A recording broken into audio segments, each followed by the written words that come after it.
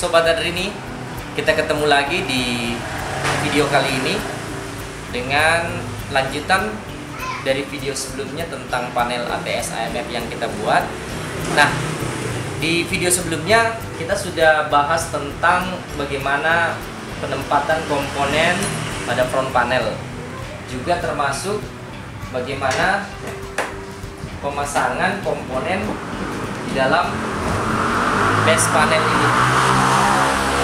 Nah, di panel ini sekarang kita sudah lihat di front panel sudah terpasang, di sini sudah terpasang, tapi bagian wiringnya ini sama sekali belum banyak terhubung kabel-kabel karena antara front panel dengan base panel ini belum kita konekkan untuk masing-masing jalur atau wiringnya.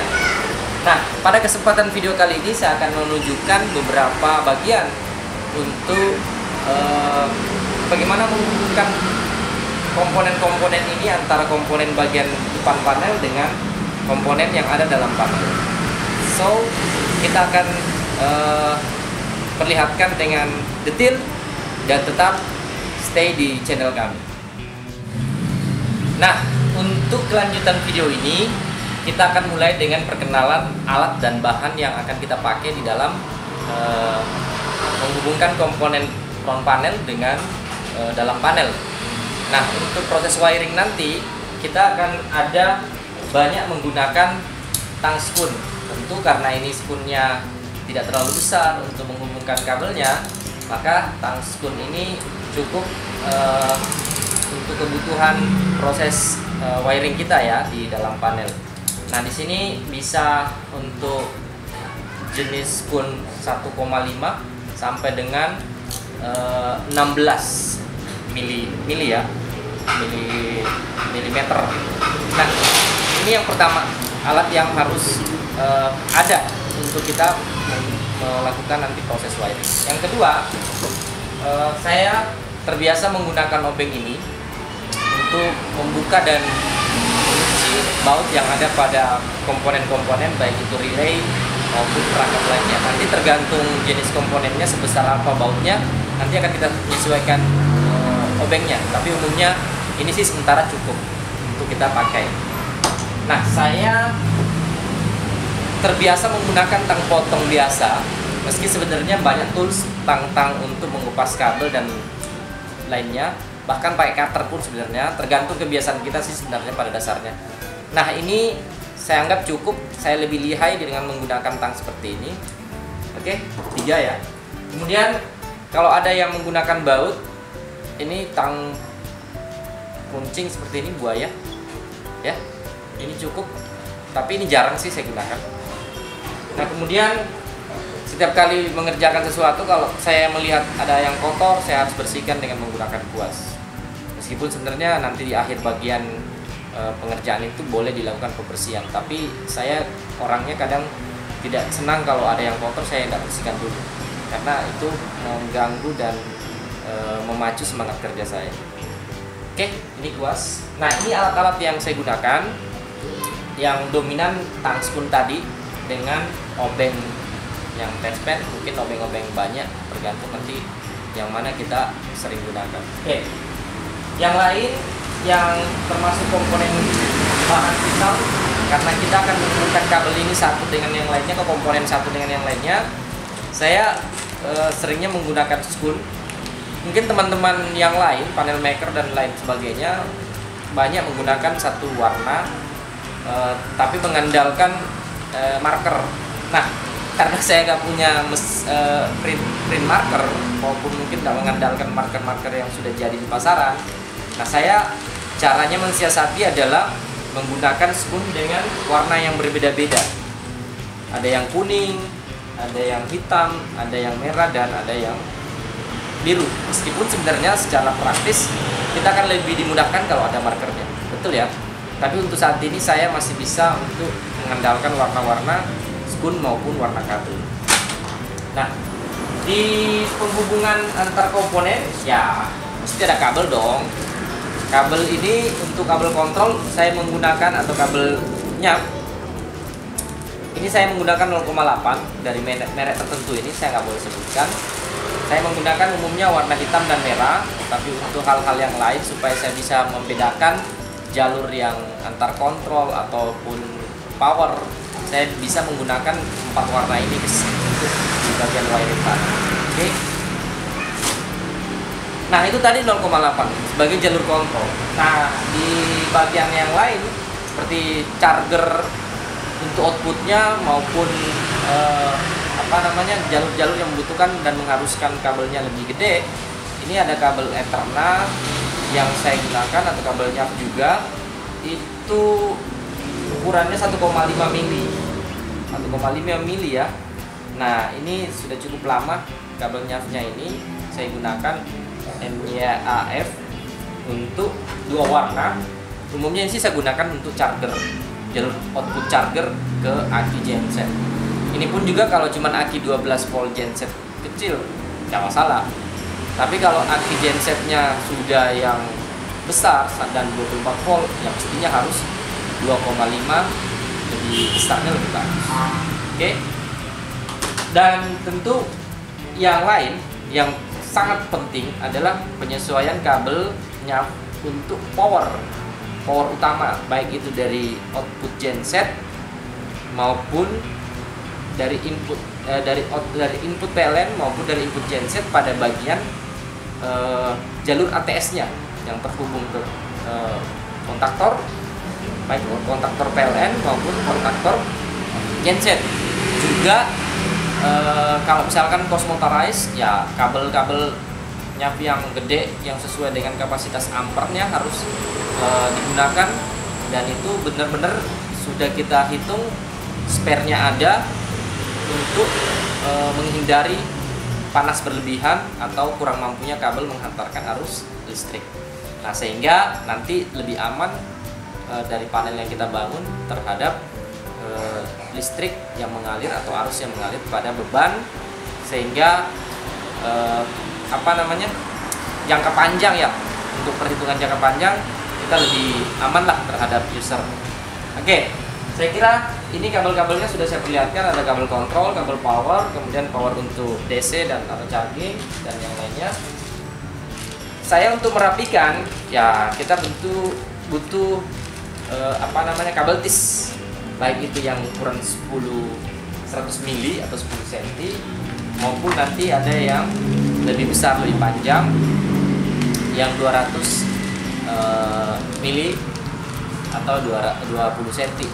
Oke, saya kira itu saja bahan-bahan dan alat yang kali ini akan kita gunakan. So, kita akan langsung ke bagian wiring panelnya secara step by step.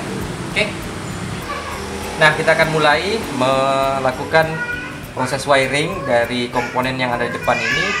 Dengan bagian-bagian komponen ini nanti saya akan tarikan kabel satu demi satu.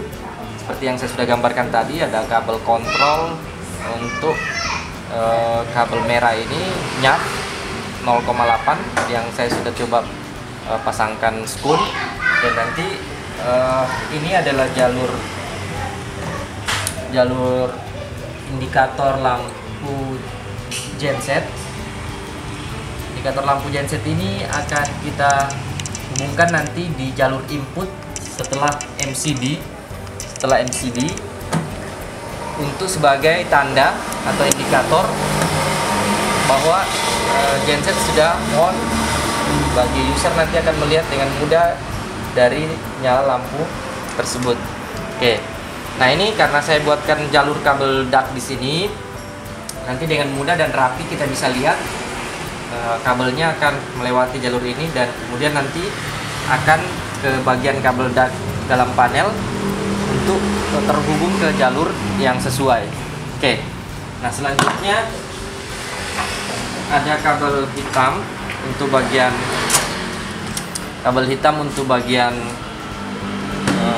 netralnya. Ini tadi untuk fasanya saya gunakan merah dengan warna merah.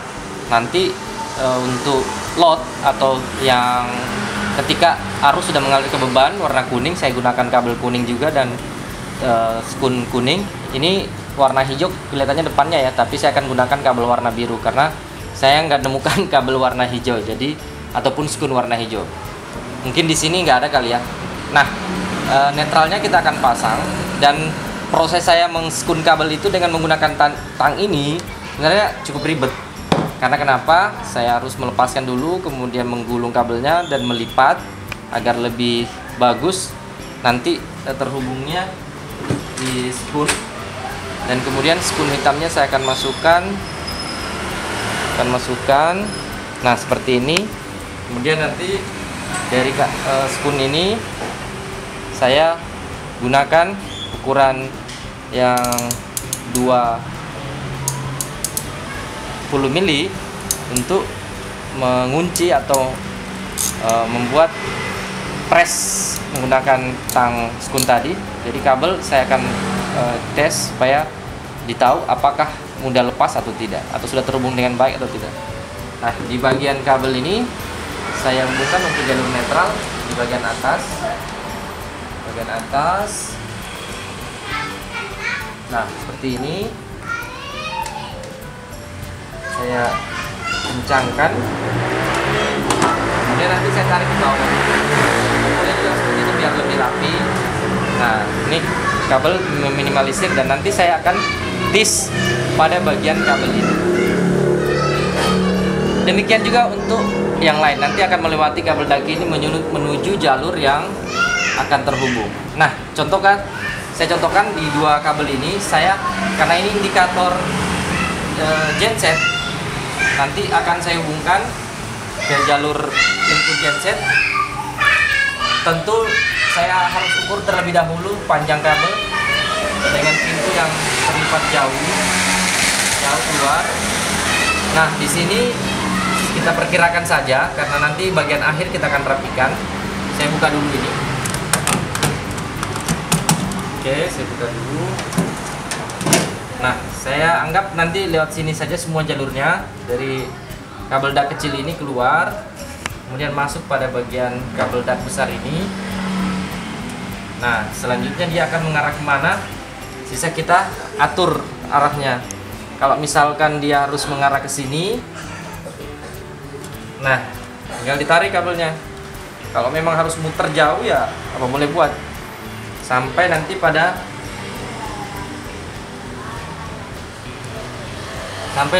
jalur yang sesuai. Karena ini tadi adalah input genset. Input genset itu ada di sini, masuk ke MCB 2 pol ini. Maka nanti akan saya hubungkan di sini menggunakan tambahan skun lagi yang masuk ke dalam MCB, atau saya paralel dengan inputan yang ada di kontaktor genset. Seperti itu ya. Oke. Nah, tergambar kan? Nah, nanti ini hasil akhirnya saya akan potong di sini dan pasangkan skun. Kemudian selanjutnya saya akan wiring bagian yang lain. Oke.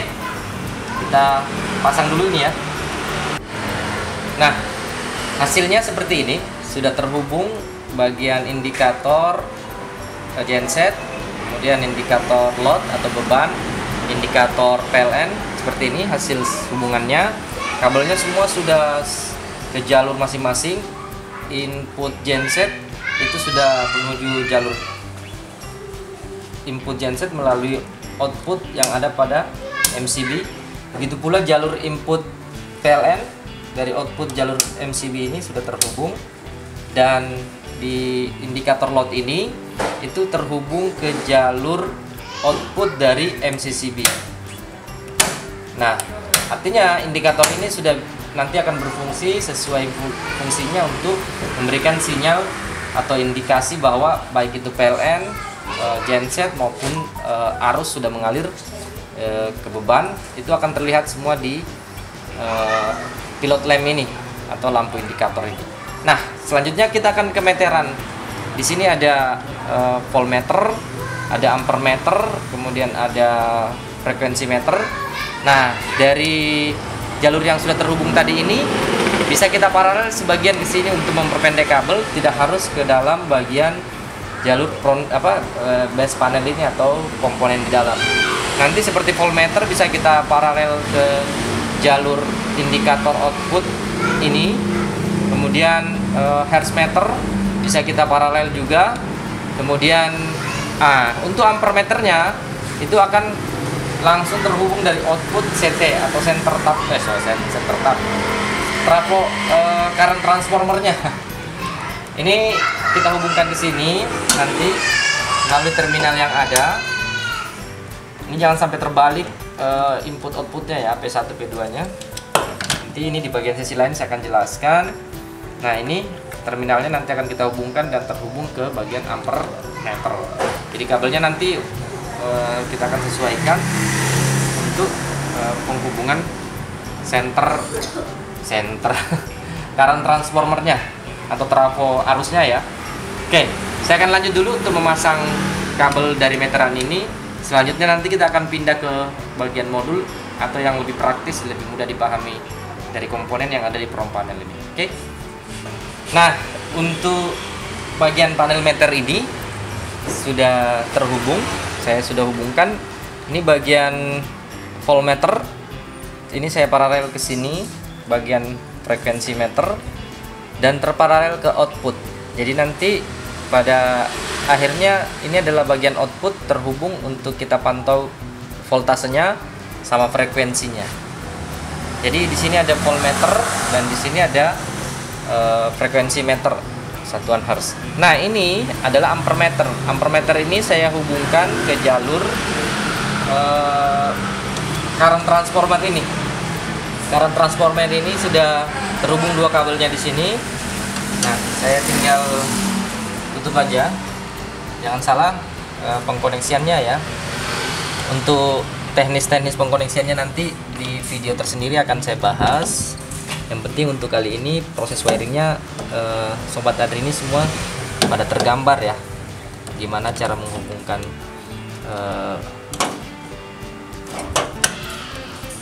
komponen-komponen yang ada di depan panel atau di front panel, pintu panel, dengan yang ada di dalam panel. Ini saya tutup aja. Nanti kita rapikan lagi dengan menggunakan kabel tis. Oke. Untuk ini yang tadi adalah voltmeternya ya. Terus yang ini saya tutup juga ampermeternya.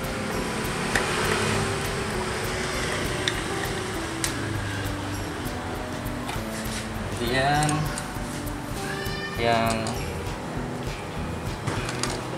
ini bagian frekuensi meternya. Oke. Ya. Kita akan pindah ke bagian selanjutnya. Sebelum saya masuk ke kontrol, saya akan masuk ke jalur kontrol manual ATS-nya ya. Nih. Saya akan pasang ini, nanti akan saya jelaskan sedikit sebelum saya hubungkan. Oke. Oke, di kontaktor ini itu nanti secara fungsi adalah ATS, auto transfer speednya. Di bagian ini adalah kontaktor PLN, di bagian ini kontaktor genset. Nah, di kontaktor ini ada kontak bantu, ada kontak utama, 3 bagian belakang ini, ada kontak bantu NO dan NC, dan ada koil A1 dan A2. Nah, terkait dengan bagian front panel, di bagian tombol ini kita lagi mewiring untuk bagian manual ATS-nya, baik itu di sisi PLN maupun di sisi genset. Nah, di sisi PLN ini sedang saya wiring, dan teknis wiringnya sebenarnya gampang ya. Mula-mula itu arus dari sumber PLN, karena ini jalur PLN sesuai dengan urutan lampu indikatornya saya buat lurus, sama juga dengan yang ini untuk genset nanti lurus sana. Jadi kabelnya juga saya samakan biru arusnya untuk fasanya. Nah, teknis wiringnya sebenarnya gampang. Arus nanti yang masuk dari sumber PLN setelah MCB ya, ini akan masuk di switch selector ini untuk memposisikan apakah kondisinya manual atau otomatis. Kalau dia otomatis nanti akan dikendalikan oleh modul, dan kalau dia manual akan dikendalikan oleh operator melalui tombol yang ada ini. Nah, di sini tombolnya saya gunakan push buttonnya ada 2, ada yang hijau NO dan ada yang merah NC. Sebenarnya di sini satu push button itu ada 2 switchnya ya, ada NC dan NO. Di sisi on kita memanfaatkan NO-nya. Jadi ketika saya tekan nanti, berarti arus dari sumber itu, dari sumber utama ini, katakanlah posisi switch selektornya adalah manual ya. Nah, di sini mengalir arus dari sumber masuk ke sini nanti terswitch melalui jalur ini, melalui selektor manual. Nah, masuk ke NO-nya. Di NO ini akan terhubung, ini saya putar kabelnya melalui kabel DAC, nanti terhubung ke NC. Nah, keluaran dari NC ini, normally close ini nanti akan, ini inputan NC ini akan terhubung dengan arus tadi. Sementara yang dari NO ini akan terhubung kabelnya ke jalur ini, kabel hijau semua, terparalel dengan relay kontrol otomatisnya nanti di sini. Terparalel itu menuju A1 atau bagian fasa untuk koilnya. Sementara netralnya nanti itu akan terhubung langsung, atau A2-nya dari koil kontaktor itu akan terhubung langsung ke netral. Nah, kita akan fokus di bagian kontrol sebenarnya itu pada bagian koil jalur fasanya, karena netral sifatnya sudah on lebih dulu, sudah ada yang terhubung langsung dengan A2. Nah, antara proses kontrol manual untuk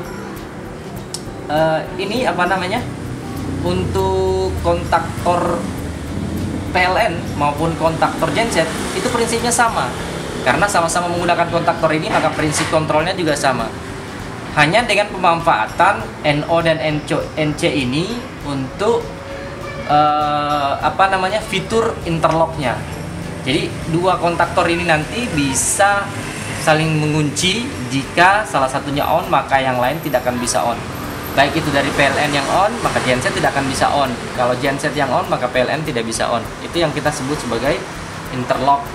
Nah, secara wiring, interlock itu ada di jalur NC, dimana dia akan normally close ya. Pada saat kontaktor tidak on, itu akan menghubung, kita buat silang.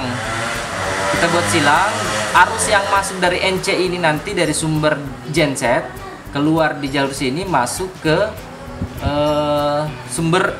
sumbernya masuk nanti ke switch selektor yang ada di sini. Nah, artinya apa? Sebelumnya nanti kontaktor yang akan mengatur, mengendalikan arus yang menuju switch selektor. Artinya, seperti saya jelaskan tadi, interlock itu nanti akan mengunci satu sama lain jika satu kontaktor on dan yang lain tidak akan bisa lagi on gitu, alias off. Nah, selanjutnya untuk wiring manual ini kita akan lanjut pada bagian jalur A1 ini. Ini masih harus terhubung ke NC untuk bagian kontrolnya, dan jalur NO ya, terhubung ke NO, dan NO yang satunya nanti akan kembali lagi ke jalur tombol ini atau push button. Jadi prinsipnya sebenarnya NO ini itu akan paralel dengan NO yang ada di kontaktor. Artinya ketika ditekan saat kontaktor sudah on, maka normally open ini itu akan terhubung saat kontaktor on. Maka dengan begitu si kontaktor akan on terus. Nah, untuk bisa mematikan atau meng-off-kan kontaktor ini, kita akan gunakan tombol atau push button yang NC ini. Kita putuskan arus dari sini, karena ini awalnya sumbernya ke ini ya, switch selector tadi yang sumbernya ketika manual masuk ke NC, NC keluar masuk ke NO, NO nanti menuju kontaktor di bagian A1. Saat ditekan on, maka kontaktor akan on, karena jalur di kontaktor ini akan terhubung terus, sehingga selama tidak terputus arus dari jalur NC yang ada pada push button, maka akan mengalir terus arus ke coil, sehingga kontaktor akan on terus. Nanti akan terputus ketika kita tekan tombol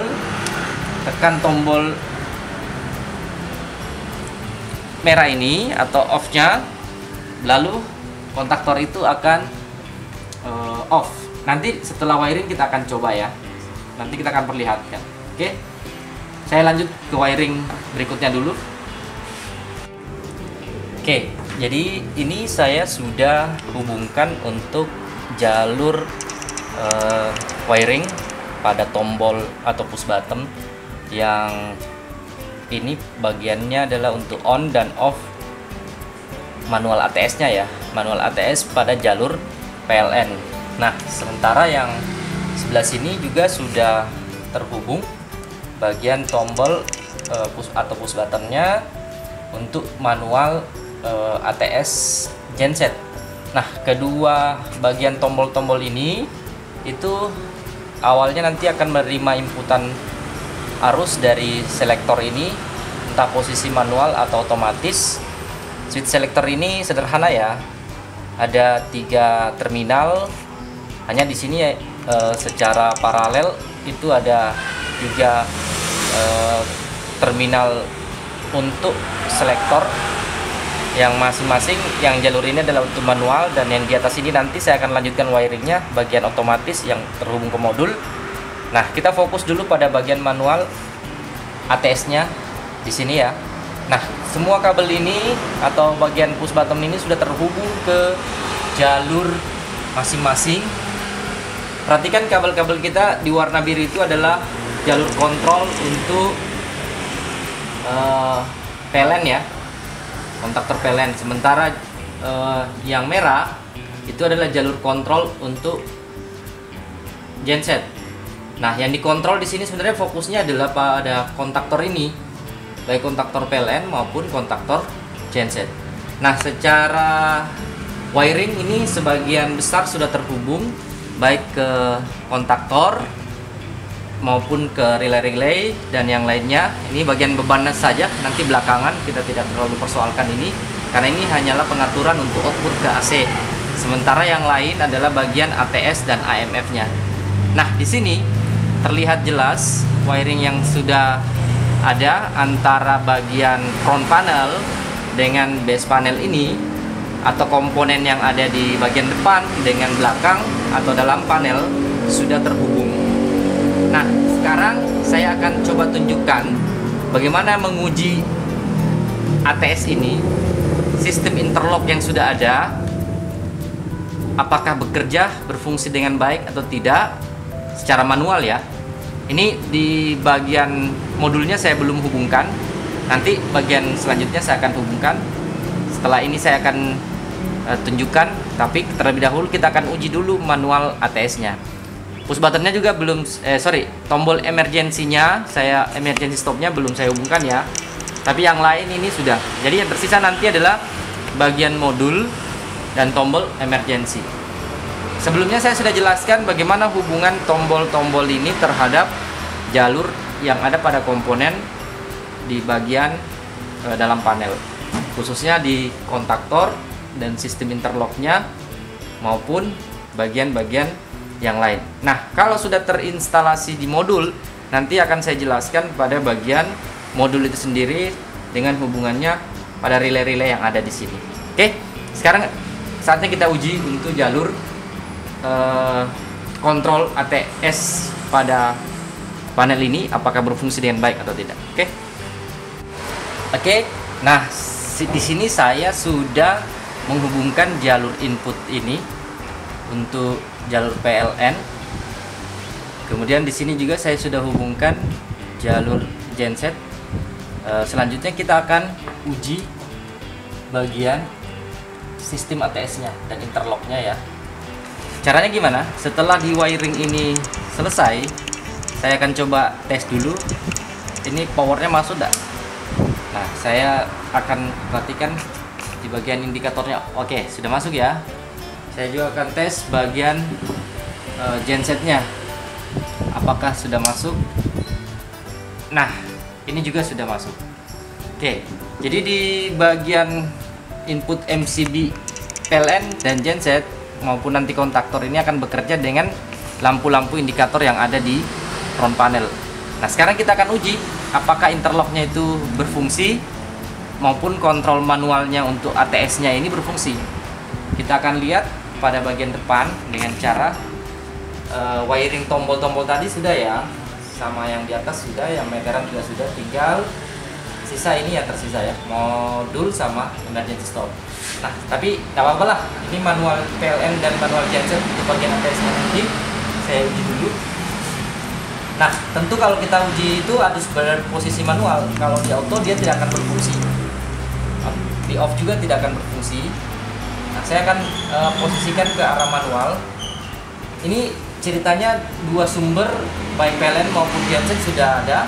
Sekarang kita akan pilih secara manual ATS-nya yang mana yang kita akan alirkan arusnya, dari PLNK atau genset.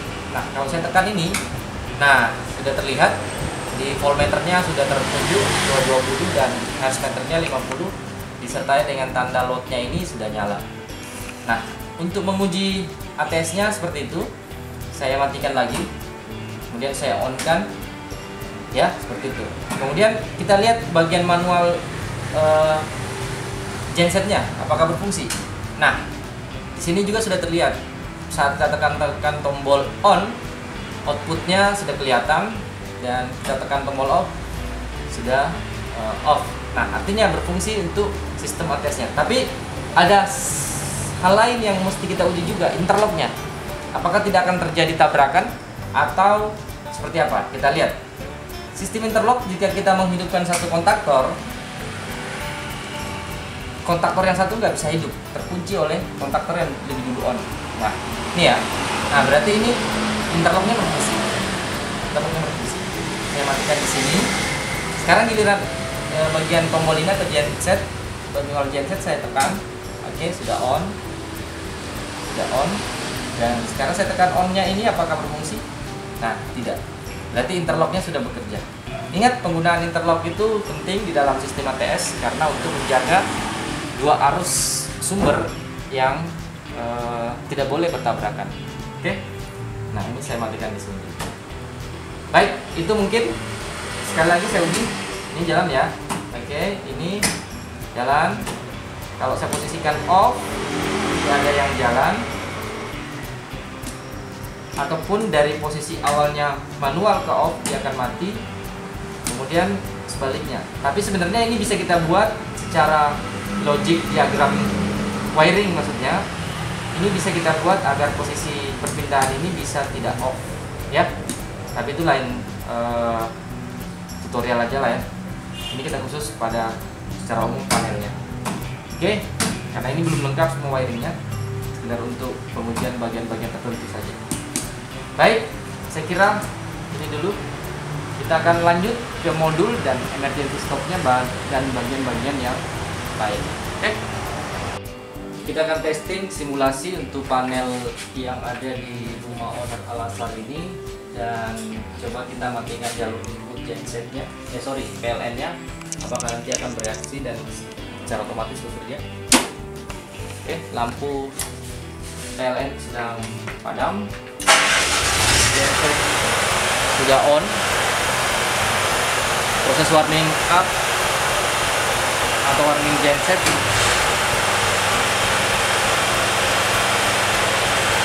beban sudah masuk,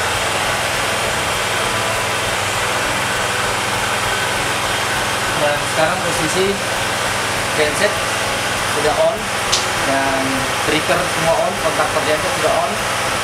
Sistem yang lain nanti akan kita atur. Ini ada tambahan sistem untuk kontrol AC, bisa menggunakan jalur arus genset karena tidak semua bisa tercover, termasuk ini nanti. Nah, kita kembalikan dalam kondisi normal, PLN on, PLN sudah on,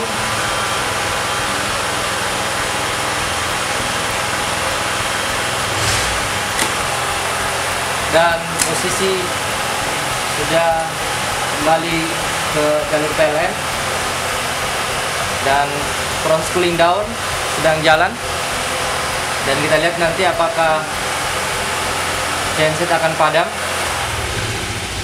Oke, genset sudah dipadamkan dan sekarang kondisinya normal di jalur PLN. Baik, itu dulu simulasinya, dan sampai di sini untuk proses pemasangan sampai dengan testing atau commissioning panel ATS-MF dengan menggunakan Adrini Smart Module. Sampai jumpa di video selanjutnya.